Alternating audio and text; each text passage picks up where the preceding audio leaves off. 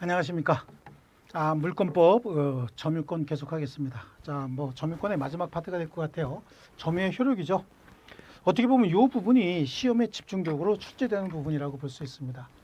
점유라고 하는 건 어떤 물건에 대한 사실상 지배 상태를 권리로 인정해 준 것을 점유다 이렇게 얘기했잖아요. 그러면 점유에는 어떤 효력이 있느냐? 우리 앞에서 봤듯이 추정적 효력이 있었잖아요. 그래서 추정적 효력 중에서 점유의 태양이 추정이 된다. 소유의 의사, 이건 뭐예요? 자주점유 얘기하는 거죠. 선의, 평온, 공연하게 점유한 것으로 추정된다. 추정된다는 얘기는 분쟁이 생겼을 때 입증 책임이 없다라고 하는데, 자, 앞에서 다 했던 내용입니다. 선의의 점유자라도 본권에 관한 소에서 패소한 때는 소가 제기된 때로부터 소송이 제기가 되면 이거 내 거 아닐 수도 있겠는데 라고 의심은 소가 제기된 때로부터 하게 돼 있어요. 그래서 악의의 점유자로 본다.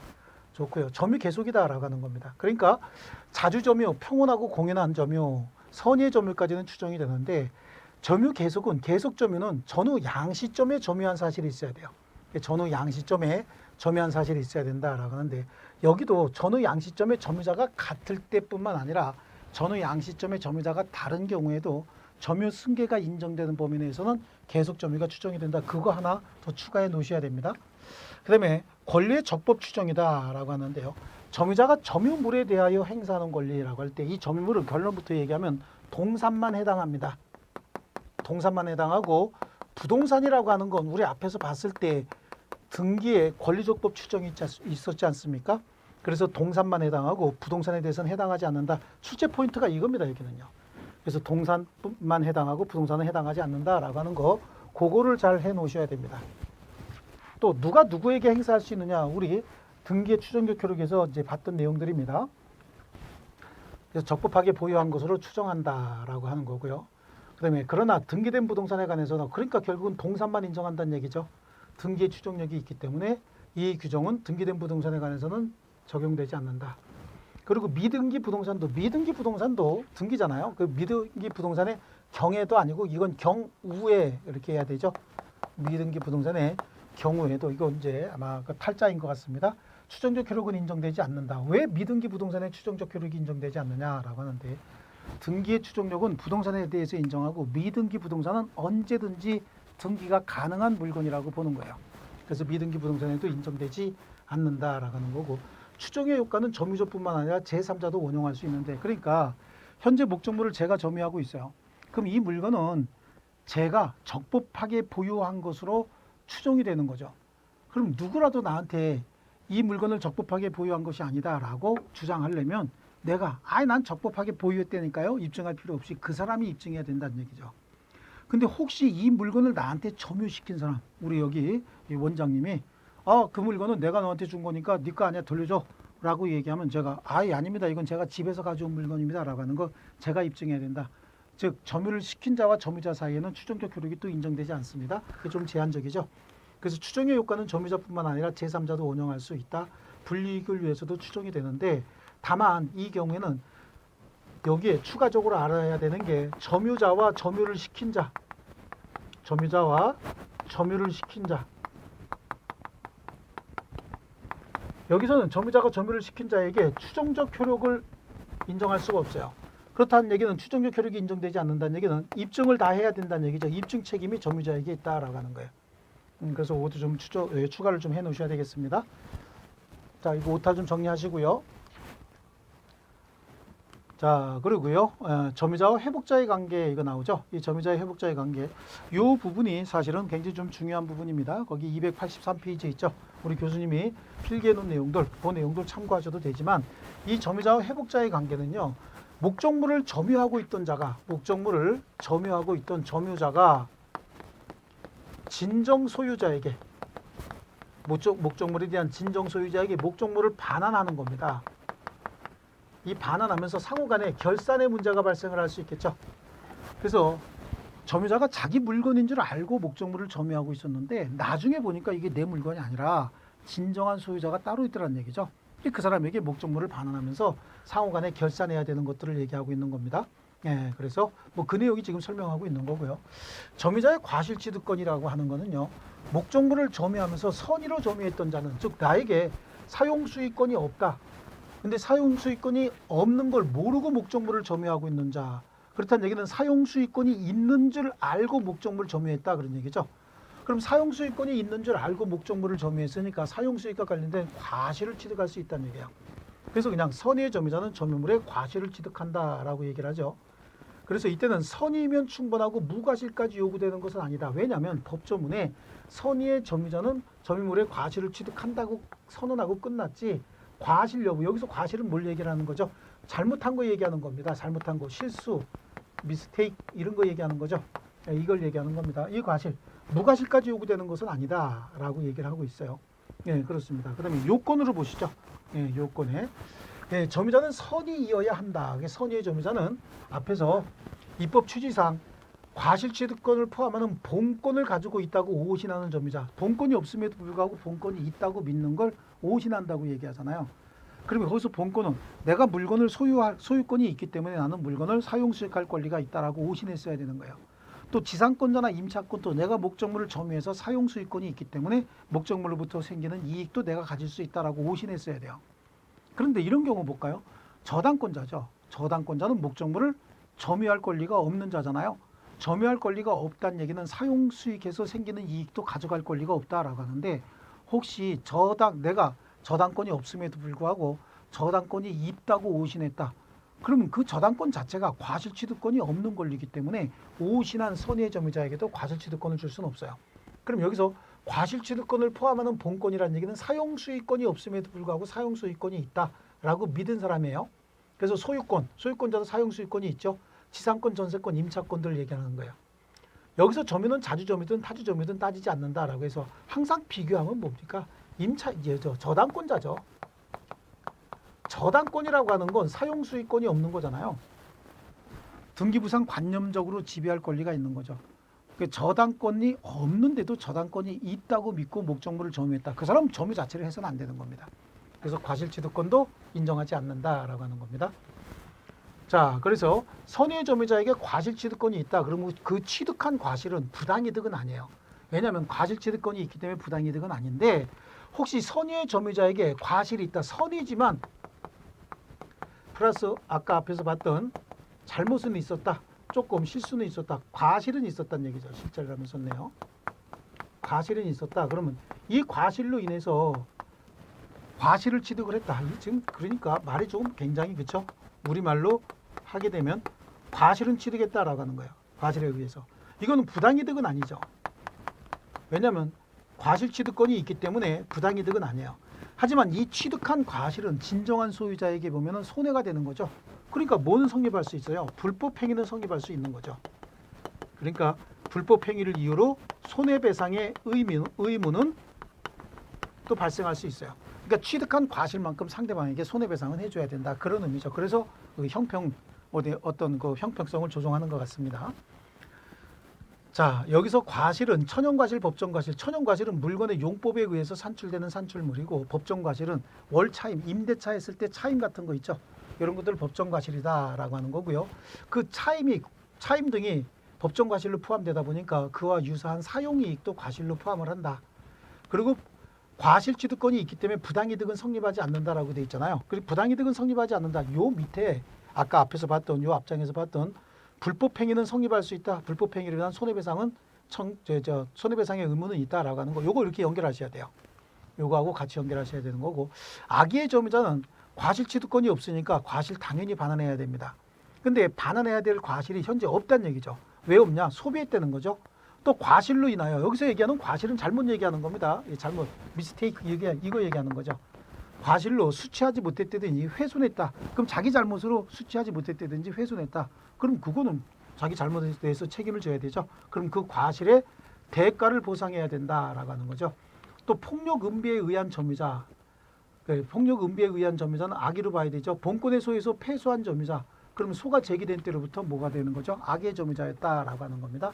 당연히 대가 보상해야 되는데 여기서 시험에 잘 나오는 것들이 있습니다. 그래서요. 여기에 악의의 점유자라고 하더라도 그래 지금 좀 흐리게 나와 있는데 악의의 점유자가 그 과실 없이 악의의 점유자가 과실 없이 수취하지 못한 과실 그럼 악의의 점유자는 그 책임 있는 사유로 수취하지 못한 과실을 어떻게 할 거냐 책임 있는 사유로 수취하지 못한 과실은 대가를 보상해야 되는 거 아니에요?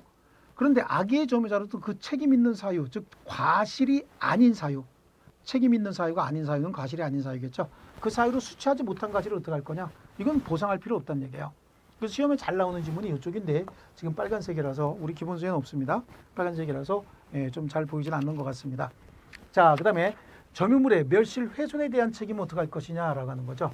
점유물의 멸실 훼손에 대한 책임은 우리 법조문의 구성이 선의의 점유자 책임 얘기하고 나중에 선의의 점유자라도 소유의 의사가 없는 타주 점유자는 또 전부를 배상한다라고 하니까 결론부터 얘기하면 선의의 자주 점유자, 그러니까 선의면서 플러스 자주 점유자는 현존 이익만 반환하면 돼요. 현존 이익만 돌려주면 되고 선의가 아니라든지 또는 자주가 아닌 경우 그러면 선의가 아닌데 아닌 자는 누구야? 타주 악의의 점유자 얘기하는 거죠. 그럼 악의의 자주 점유자는 어떻게 될까요? 악의의 자주 점유자는 누가 되는 거예요? 이거는 도둑놈 얘기하는 거죠. 그러면 선의의 타주 점유자는 뭡니까? 선의의 타주 점유자는 임차인이고요. 그다음에 악의의 타주 점유자는 무단 불법 점유자가 될 거예요. 얘네들은 모든 손해를 다 배상해야 되고요. 선의의 자주 점유자만 현존 이익을 배상한다. 이 관념을 가지고 접근하시면 되겠습니다. 그래서 선의의 점유자가 소유의 의사로 점유했던 경우엔 이익이 현존하는 한도 내에서만 배상하면 된다. 그러니까 소유의 의사, 선의, 자주죠. 네, 그렇습니다. 그래서 선의의 점유자라 해도 소유의 의사가 없다. 그럼 뭐죠? 타주, 선의의 타주 점유자다 그런 얘기잖아요. 이런 경우에는 모든 손해 배상해야 됩니다. 그래서 받은 이익에 이자 붙이고 손해 있으면 손해까지 다 배상해 줘야 된다라고 하는 거고요. 그래서 악의의 점유자는 회복자에 대해서 점유물의 멸실 또는 훼손으로 인한 손해 모두를 배상한다라고 하는 거고요. 점유자의 비용상환 청구권이에요. 이 점유자의 비용상환 청구권은 목적물을 점유하고 있던 자가 그 목적물에 필요비나 유익비, 즉 수선비를 지출했다. 아니면 가치를 증가시키기 위해서 뭔가 비용을 지출했다. 그걸 유익비라고 하죠. 필요비나 유익비를 지출한 경우에 그 필요비나 유익비의 상환을 청구할 수 있는데 그때 점유자가 선이냐 악이냐 소유의 의사가 있었느냐 없었느냐라고 하는 겁니다. 이때는 필요비, 유익비라고 하는 건 이론의 여지가 있어요. 필요비는 무조건 청구할 수 있습니다. 필요비는요. 혹시 이 물건을 점유하고 있었는데 비가 샜다고 하는 거죠. 비가 샜으면 이거 어떻게 됩니까? 고쳐야 됩니다. 그래서 이 필요비 같은 경우는 당연히 청구할 수 있습니다. 하지만 유익비는 이제 여러 가지 이론의 충돌이 있고요. 그래서 지출한 비용은 필요비하고 유익비로 나눈다. 그래서 필요비, 유익비 다 청구할 수 있다라고 하는 것도 있지만 필요비만 청구할 수 있다라고 하는 거 있어요. 그래서 시험의 경우에는 이제 필요비 가지고 주로 나오죠. 그리고 이 필요비는 통상의 필요비와 특별 필요비로 나눠져요. 이 통상 필요비는요, 유지보수 관리 비용이고 특별 필요비는 대수선 비용이라고 해서 비용이 조금 들어간 거. 그러니까 혹시 뭐 부동산을 사용을 하면서 문에 손잡이를 수리했다든지 뭐 경첩 같은 거 수리했다든지 전기에 뭐 전기 스위치 같은 거 수리했다든지 이런 정도죠. 요거는요, 통상의 필요비는 목적물 사용 수익과 관련돼서 반드시 들어가야 되는 거고 사용 수익에 필수적으로 소비되는 소모품비 정도를 보시면 돼요. 특별 필요비다라고 하는 건 대수선 비용인데 선의의 점유자는 어떤 사람일까요? 선의의 점유자는 뒤에부터 설명을 하고 넘어갈게요. 선의의 점유자는 과실을 취득한 사람 아닙니까? 선의의 점유자가 과실을 취득했을 때는 그 과실을 취득하면서 필수적으로 유지보수 관리 비용, 필요적으로 지출되는 비용들 있죠. 이런 거는 선의의 점유자는 선악불만하고 비용상환 청구할 수 있는데 선의의 점유자가 과실을 취득한 경우에 다음 페이지 나오죠. 과실을 취득한 때 그럼 그 과실 취득한 사람은 선의의 점유자라는 얘기예요. 지금 보면 여기에 점유자가 과실을 취득했다. 그럼 그 점유자는 어떤 점유자입니까? 선의의 점유자입니다. 그래서 과실을 취득한 때는 통상의 필요비는 청구하지 못한다. 그래서 대수선 비용 정도, 이건 특별 필요비라고 합니다. 대수선 비용은 청구할 수 있다. 그 다음에 유익비예요. 유익비. 점유자가 반환할 때, 그래서 뭐를 반환하는 거죠? 점유물을 반환할 때죠. 점유자가 그 점유물을 반환할 때 회복자에게 그 점유물을 개량하기 위하여 지출한 금액, 그 밖에 유익비에 관해서는 가액의 증가가 현존한 경우에 이것도 가액의 증가가 현존해야 된다는 얘기예요. 한 경우에 회복자의 선택에 쫓아서 이건 굉장히 중요한 부분입니다. 선택권자가 누구냐라고 하는 거죠. 회복자 선택에 따라서 지출 금액이나 증가액에 상환을 청구할 수 있다. 그건 결국은 작은 금액을 돌려줘라 그런 얘기예요. 여기서 현재 목적물을 점유하고 있던 자는 갑이고 회복자가 을인데 갑이 여기다가 갖다 붙인 물건이 있다는 거죠. 붙여서 부합이 됐다 그래서 일체화된 물건이 있는데 여기 지출할 때 지출 비용은 이 물건이 5억짜리였어요. 근데 지출 비용은 2억이었다라고 하는 거예요. 지출은 2억을 했어요. 그런데 현재 가액의 증가가 현존하는 이익이 얼마냐라고 하는 거죠. 현존하는 이익은 이 지출을 2억을 했는데 실제 현존하는 이익은 8억이다. 아니면 현존하는 이익이 6억일 수도 있죠. 그럼 증가액이 얼마냐는 얘기죠. 여긴 증가액이 3억이 증가했고 이건 1억이죠. 1억이 증가했잖아요. 그럼 지출액은 요거죠. 그 다음에 증가액은 이게 될 겁니다. 이게 누가 선택하느냐라고 하는 거죠. 그럼 이게 이제 유익비로 남게 되는데 누가 선택하느냐? 회복자. 그러니까 을이 선택을 하는데 많이 주고 싶으면 이거 선택하겠지만 그런 사람은 거의 없겠죠. 그래서 작은 금액을 지출하도록 한다. 왜냐하면 2억을 지출해서 현존하는 증가액이 1억이다. 그러면 1억만큼은 얘가 소비한 거거든요. 그래서 회복자가 선택하도록 한다. 이게 좀 중요한 부분이 있습니다. 자, 회복자 선택에 따른다. 자, 여기 이제 비용상환 청구와 관련돼서 좀 어려운 내용이지만 가끔 등장하는 부분이 있어요. 자, 민법 203조 1항과 2항에 따라서 점유자의 필요비 또는 유익비 상환 청구권은 점유자가 회복자로부터 점유물의 반환을 청구받거나 회복자에게 점유물을 반환할 때, 그러니까 목적물 자체를 돌려달라고 하거나 아니면 회복자에 대해서 점유물을 반환할 때 비로소 행사할 수 있다. 그럼 문제가 되는 게 뭐냐는 얘기죠. 요거 말고 추가적으로 뒤에 있는 내용이 이제 중요한 내용이 있습니다. 뒤에 있는 내용이 지금 잘려 있는 거예요. 다만 지금 현재 을이 진정한 소유자인데 어떤 일인지 갑의 이름으로 지금 등기가 되어 있는 거잖아요. 그러니까 을이 갑에게 등기만 말소해달라고 하는 거예요. 네 이름으로 되어 있는 등기만 말소해라. 말소하되 점유는 네가 계속해라 라고 하는 겁니다. 그러니까 등기 말소해달라는 얘기는 서류 정리만 해달라 그런 얘기 아닙니까? 그러니까 서류만 정상적으로 정리해달라. 그럼 서류만 정리해달라 이 말이 이게 등기 말소로 나옵니다. 주로 등기만 말소해달라고 할 때는 목적물 돌려줄 필요 없이 계속 점유할 수 있는 거 아닙니까? 그러니까 지금 점유물을 반환할 필요 없이 서류 정리 등기만 말소해달라고 할 때는 비용상환 청구권으로 유치권 주장할 수 없습니다. 자, 그 다음에 점유자가 유익비를 지출할 당시 계약관계든 적법한 점유의 권한을 가진 경우에 지출 비용에 관해서는 계약관계를 규율하는 법조항이나 법리 등이 적용되는 것이다. 그래서 주로 나오는 게 뒤에 가면 임대차와 관련돼서 626조가 있어요. 626조요. 자, 임대차에 있어서는 이 목적물이 임대차 목적물이었다라고 가정을 하면요. 임대인이 갑이고 임차인이 을이었다. 근데 이게 물이 샌다라고 하면 이 물이 새는 건 임대인이 지출해야 될 비용이에요. 근데 급하니까 임차인이 먼저 지출하고 임대인에게 필요비를 상환 청구하는 거죠. 근데 여기는 점유자 갑이 내 물건인 줄 알고 비용을 지출한 겁니다. 근데 나중에 알고 보니까 내 물건이 아니고 을의 물건이다. 그래서 을에게 돌려주면서 상호간에 내 물건인 줄 알고 지출한 비용들 결산하는 거고, 여기 그 지출 비용 상환에 관해서 계약관계를 규율하는 법조항이 있다라고 하면 임대차에서 626조인데 여기는 원래 임대인 갑이 지출해야 되는 비용을 을이 지출했을 때 갑에게 청구하는 걸 얘기하는 거죠.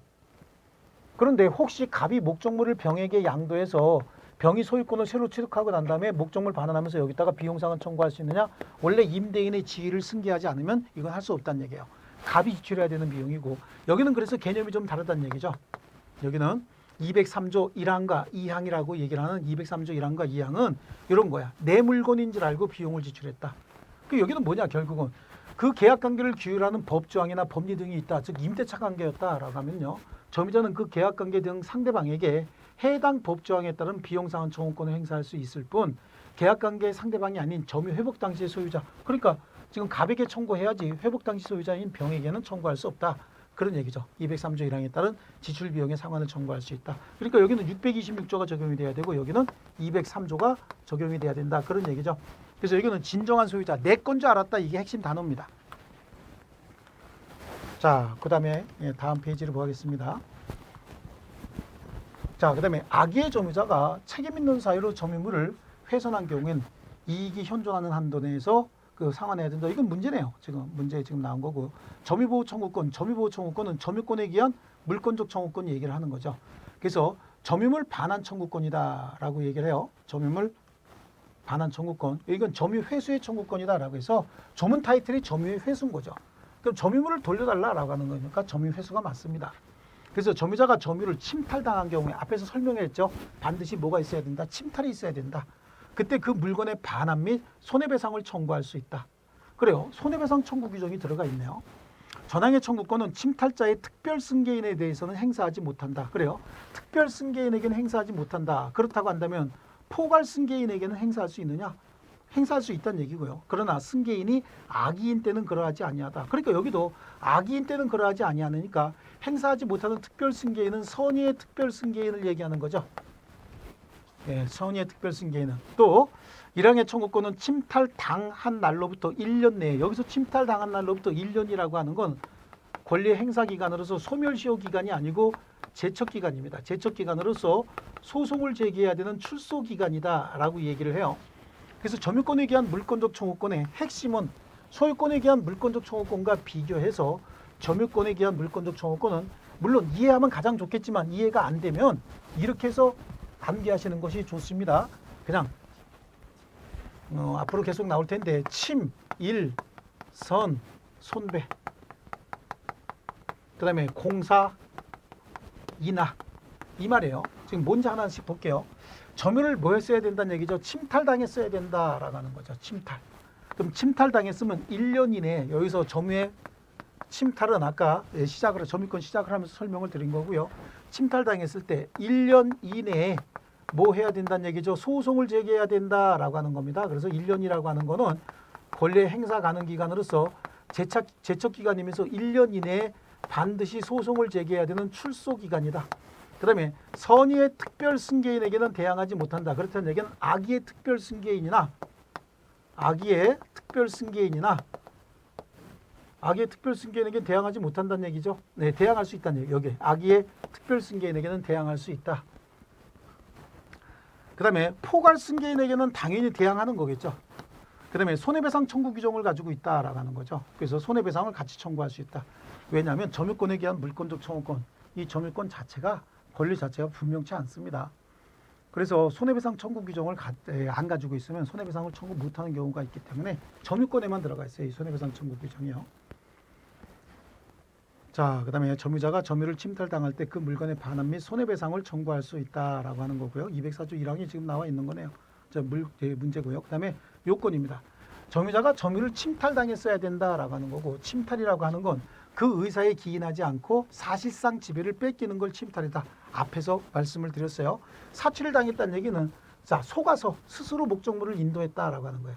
속아서 스스로 목적물을 인도했다. 그때는 점유 침탈이 아니죠. 스스로 인도한 거기 때문에 그때는 점유물의 반환을 청구할 수 없다. 그럼 뭐 야구공 놀이하다가 이웃집으로 공이 들어갔다. 그럼 이건 반환 청구가 아니고 아저씨 공 좀 빼주세요라고 부탁을 해야 되겠죠. 자, 그래서 여기 지금 뭐 사취보다는 시험에 나오는 용어는 이겁니다. 사기에 의해서 물건을 스스로 명도했다라고 하는 거예요. 그럼 사기를 당해서 스스로 명도했다는 얘기는 침탈, 자기 의사에 반해서 뺏긴 게 아니잖아요. 점유 회수의 소권을 가진다고 가질 수 없다라고 하는 거고. 앞에서 봤습니다. 직접 점유자가 임의로 점유를 타인에게 양도했다. 그럼 직접 점유자가 양도했다는 얘기는 직접 점유자가 침탈당했다 그게 아니잖아요. 점유 이전이 간접 점유자 의사에 반한다. 간접 점유자에게 굉장히 기분이 안 좋은 상황이다라고 하더라도 점유 침탈당한 게 아니죠. 네, 그래서 간접 점유자가 침탈된 경우에 해당하지 않는다. 그렇다는 얘기는 간접 점유자 점유물 반환 청구권, 점유 회수의 청구권을 행사할 수 없다. 그런 말이 여기 지금 들어가 있는 겁니다. 자, 그 다음에 이제 점유자의 침탈자의 고의 과실은 요건이 아니다. 어쨌든 점유 침탈이라고 하는 현상이 나타나면 되는 거지 고의 또는 과실이 있음을 요하지 않는 것이고요. 당사자는 누구냐? 청구권자는 누구냐? 그러면 점유를 침탈당한 직접 점유자도 여기서 직접 점유자도 또는 간접 점유자도 할 수 있다라고 하는 거죠. 이때 본권이 있든 없든 뭐만 가지고 판단하는 거예요? 점유권만 가지고 판단하는 겁니다. 그래서 직접 점유자의 반환 청구는 나에게 내놔라라고 하는 거고 간접 점유자의 반환 청구는 직접 점유자에게 줘라. 다만 직접 점유자가 반환받기 거부 또는 반환받을 수 없다. 그럼 그때 나에게 내놔라라고 하는 거죠. 그러면 상대방은 누구냐? 점유를 침탈한 자. 그리고 그 포괄 승계는 항상 같은 사람이라고 보면 된다 그랬잖아요. 그러면 특정 승계인은 어떻게 할 거냐? 선의의 특정 승계인에게만 대항하지 못해요. 그래서 특정 승계인이 악의인 경우에는 상대방이 될 수 있다. 즉 청구할 수 있다는 얘기예요. 그 자에게는요. 자, 그 다음에 내용. 그래서 물건의 반환 및 손해배상 청구 그래요. 목적물 반환 청구하면서 뭘 같이 청구할 수 있다 그랬어요. 손해배상을 청구할 수 있고 그 다음에 침탈당한 날로부터 1년 내에 행사해야 되는데 1년의 기간은 제척 기간이다. 여기도 지금 빨간 게 어떤 경우에는 잘 보이고 어떤 경우에는 안 보이는데 동시에 무슨 기간이라고 되어 있어요? 출소 기간이다. 소송을 제기해야 되는 출소 기간이다. 그래서 제척 기간이고 출소 기간은 소송 제기 기간을 얘기하는 겁니다. 동시에 출소 기간이다. 같이 좀 이렇게 정리할게요. 자, 그래서 여기서 본 제척 기간은 뭐 권리를 재판에 행사해야 되는 것이 아니라 반드시 기간 내에 소를 제기해야 되는 이른바 출소 기간이다라고 얘기를 하고요. 점유물 방해 제거 청구다라고 하는데 이 점유물 방해 제거 청구는 지금 좀 잘못 나와 있는데요. 자, 여기서 설명을 할게요. 지금 여기 있는 내용이에요. 점유물 방해 제거 청구권은 방해가 종료된 날로부터 1년 안에 그래서 여기도 뭐죠? 공사 1년 이내에 행사해야 된다. 여기에 포함이 되는 겁니다. 그래서 1년 이내에 행사해야 되는데 여기서 1년도 제척 기간이고 출소 기간이에요. 그러나 공사로 인해서 여기 공사가 나오죠. 공사로 인하여 점유의 방해를 받은 경우엔 착수 후 1년이 경과되거나 공사가 완성이 된 때는 방해 제거 청구할 수 없다라고 하는 거죠. 그래서 공사로 인한 경우에 1년이 경과하거나 또는 공사가 완성이 된 때 그래서 공사에 관한 수 좀 봐둬라 그런 얘기죠. 침일선 손배 공사로 인한 때는 착수 후 1년 또는 완성이 된 때는 행사하지 못한다라고 하는 거고요. 자, 그 다음에 점유물 방해 예방 청구예요. 방해, 점유의 보존이다라고도 얘기하죠. 점유자가 점유의 방해를 염려가 있을 때는 여기 염려죠. 그래서 여기는 현실적인 방해가 없어도 방해받을 염려만 있을 때는 방해 예방 또는 여기서 또는 뭐죠? 또는 여긴 이나라고 한 거예요. 조금 발음 좋으라고요. 그래서 방해 예방이나 손해배상의 담보를 청구할 수 있다 이렇게 얘기를 한 거죠. 그러니까 의미가 시험에 또는으로 나올 수도 있지만 이나로도 나올 수 있으니까 똑같이 이해를 하시고요. 그 다음에 공사로 인하여 방해를 받을 염려가 있을 때는 사망의 규정은 즉 공사의 경우에도 착수 후 1년이 경과하거나 1년이 되기 전이라도 완성이 됐으면 행사할 수 없다는 여기에도 그대로 적용이 된다. 그러니까 점유권에 기한 물권적 청구권은 침, 일선, 손배, 공사, 인하 요거 가지고 해결하시면 되는 거죠. 그래서 우리 법조문 3개 목적물 반환 청구, 방해 제거, 방해 예방 청구 목적물 반환 청구를 점유의 회수라고도 부르고 그 다음에 방해 제거 청구를 점유의 보유라고 하죠. 보유라고 하고 그 다음에 방해 예방 청구를 점유의 보전이다 이렇게 얘기를 하죠. 그래서 요거 가지고 정리를 하겠습니다. 자, 그리고 나머지 내용은 요 내용 가지고 그냥 정리하시면 됩니다. 실제로. 자, 그 다음에 점유의 소와 본권의 소다라고 얘기를 하는데 점유의 소와 본권의 소는 목적물을 사실상 지배하고 있는 자가 점유를 침탈당했을 때 소송을 제기하는 거고 본권의 소다라고 하는 건 자기의 권리를 침해당한 사람이 소송을 제기하는 거예요. 그래서 점유의 소와 본권의 소는요. 점유의 소와 본권의 소는 서로 영향을 전혀 미치지 않습니다. 완전히 다른 소예요. 그래서 점유에 기인한 소와 본권에 기인한 소는 서로 영향을 미치지 아니한다라고 하죠. 영향을 미치지 않는다는 얘기는 두 가지 소를 동시에 제거할 수도 있고 따로 제거할 수도 있다. 또 점유에 관한 소를 제기했다가 패소하더라도 다시 본권에 관한 소를 제기할 수 있고 또 본권에 관한 소를 제기했다가 패소한 경우에도 점유에 관한 소를 다시 제기할 수 있다. 이런 논리가 성립하는 거죠. 그리고 점유에 기인한 소는 본권에 관한 이유로 재판하지 못한다라고 되어 있습니다. 자, 요거에 관한 설명을 제가 한번 해드릴게요. 여기 이해가 잘 안 되실 수 있습니다. 자, 이제 임대차 계약을 체결하고 있어요. 갑이 임대인이고 을이 임차인입니다. 임대차 지금까지는 임대차를 했어요. 임대차를 하고 임대 목적물 임차인이 너무 좋다. 그래서 매매를 하는 거죠. 매매를 하는데 특약에 의해서 소유권 이전 등기는 이날 해주기로 했다라고 하는 겁니다. 그래서 매매했는데 임대차가 종료된 날은 이날이에요. 임대차 종료. 임대차가 종료됐어요. 그렇으면 임차인의 목적물을 임대인에게 반환해야 되는데 매매하면서 사전에 임대차가 종료가 돼도 네가 계속해서 사용 수익하고 있고 그러다가 이날 되면 소유권 이전 등기해 주겠다. 뭐 임대차 시작한 날이 만약에 2019년이었고 매매한 날은 2020년이었다. 그리고 소유권 이전 등기는 2021년 7월 1일 날 해주기로 했다라고 하는 거예요. 그런데 임대차가 끝나는 날은 2021년 1월 5일이었다라고 가정을 해볼게요. 그럼 2021년 1월 5일부터 7월 1일까지는 임대차가 끝났음에도 불구하고 을이 계속해서 점유해서 사용 수익하기로 약정이 돼 있었는데 을이 해외여행 갔다 와 보니까 참 해외여행 가지 요즘 못 가죠. 근데 예를 들게요. 해외여행 갔다 와 보니까 갑이 점유를 회수해 간 거예요. 갑이 목적물에 점유를 하고 있는 거죠. 이 경우에 을은 점유권을 침탈당했어요. 을의 의사에 반해서 점유를 뺏긴 거 아닙니까? 그럼 이제 을이 갑에게 소송을 제기할 때는 점유 침탈을 당했으니까 점유권에 대한 반환 청구권을 행사해야 되는데 을이 잘못 생각한 겁니다. 자기가 매매했고 매수인이니까 지금 내 물건이다라고 생각해서 소유권에 대한 반환 청구권을 행사했다. 그럼 소유권에 대한 반환 청구권 행사하면 소유권 이전 등기 되기 전이면 여전히 갑소유물이기 때문에 무조건 을이 패소하는 거죠. 근데 본권에 관한 소를 제기했으면 패소했다는 얘기예요. 패소했으면 그 다음에 점유에 관한 소를 다시 제기해서 승소할 수 있다라고 하는 거죠. 왜냐하면 점유권은 을에게 이전하기로 약속이 있었기 때문에 그런 거죠. 그래서 소유의 본권에 관한 소를 제기했다가 패소했어도 점유에 관한 소를 다시 제기해서 승소할 수 있는데 만약에 본권에 관한 소에서 패소했는데 즉 소유에 관한 소에서 패소했는데 그리고 나중에 점유에 관한 소를 다시 제기했는데 그때도 소유권을 가지고 다투면 무조건 을이 지겠죠. 그러니까 점유에 관한 소는 본권에 관한 이유로 재판하지 못한다라고 하는 겁니다. 자, 그리고요. 이제 뭐 나중에 점유자의 자력구제다라고 하는데 이제 큰 의미는 없습니다. 점유자의 자력구제. 그래서 뭐 점유의 교란 상태가 있다는 얘기는 점유를 침탈당했다라고 하는 거고요. 자력구제의 종류 여기 보시면 자력구제. 점유를 부당하게 침탈 또는 방해하는 행위에 대해서 자력으로 이를 방해할 수 있다. 이게 자력방해권이다라고 하는 겁니다. 자력방해권이라고 하는 건 점원이 목적물을 점유하고 있는데 혹시 다른 사람이 와서 목적물을 훔쳐가려고 그러면 못 가져가게 할 수 있다. 방해할 수 있다. 그런 얘기입니다. 자, 그 다음에 자력으로 탈환할 수 있다라고 하는 거죠. 자, 자력 탈환권도 있어요. 자력 방위권뿐만 아니라 자력으로 탈환할 수 있다. 그리고 동산의 경우 현장에서 또는 추격해서 모두 할 수 있고 탈환도 할 수 있다라고 하는 거죠. 그래서 침탈 후 즉시, 이 즉시가 아니고 직시입니다. 직시. 침탈 후 직시다라고 해서 이건 직시는 가능한 한 빨리란 뜻이에요. 탈환권을 행사할 수 있다라고 하는 거예요. 그래서 자력 방위권과 자력 탈환권이 있다. 두 가지요. 예. 뭐 요거 자력 방위권이나 자력 탈환권 자체가 시험에 나온 적은 없고요. 이 자력 구제권이다라고 하는 건 직접 점유자도 할 수 있어요. 여기 이게 중요합니다. 직접 점유자에게도 자력 구제권이 있어요.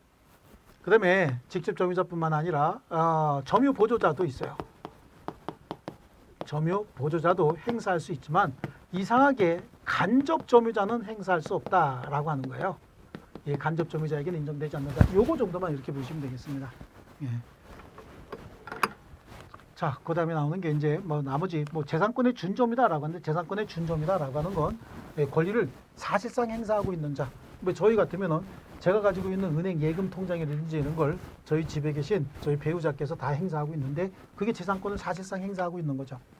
이 경우엔 재산권을 준점유하고 있다라고 하는 거고 재산권의 준점유에 관해서도 특별히 뭐 내용이 궁금하신 분들은 그냥 한번 읽어보시면 되겠지만 우리 시험과 관련이 없는 거기 때문에 특별한 설명은 필요가 없습니다. 네, 하지 않겠습니다. 자, 그래서 이제 우리 점유권이 끝났고 이제 소유권에 관해서 계속 보겠습니다. 자, 다음 시간엔 소유권에 관해서 계속 강의하겠습니다. 수고하셨습니다.